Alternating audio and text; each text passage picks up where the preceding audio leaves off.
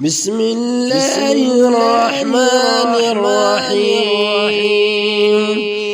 والنازعات غرقا والناشطات نشطا والسابحات سبحا فالسابقات سبقا فالمدبرات أمرا يوم ترجف الراجفة تتبعها الرادفة قلوب يومئذ واجفة أبصارها خاشعة يقولون أئنا لمردودون في الحافرة أئذا كنا عظاما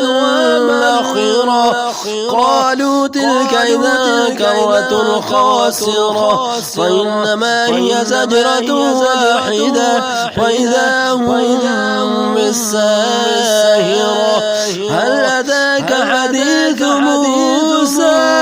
إذ ناداه ربه بالوادي المقدس طوى اذهب إلى فرعون إنه طغى فقل هل لك إلى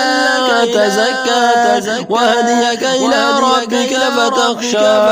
فأراه الآية الكبرى فكذب وعصى ثم أدبر يسعى وحشر فنادى فقال أنا ربكم الأعلى فأخذه الله نكال الآخرة والأولى إن في ذلك لعبرة لمن يخشى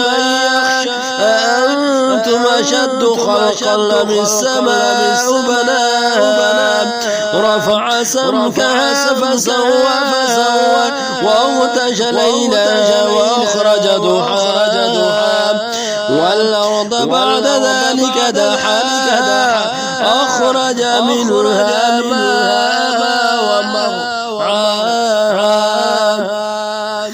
والجبال أرسلها متاعا لكم ولأنعامكم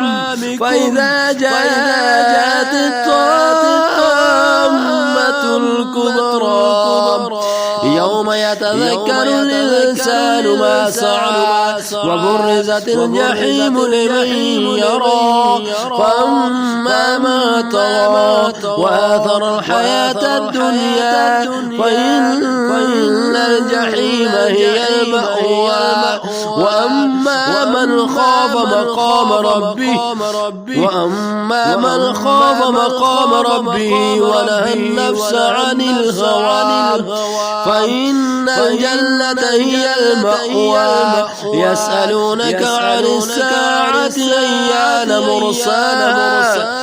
فيما أنت من ذكرى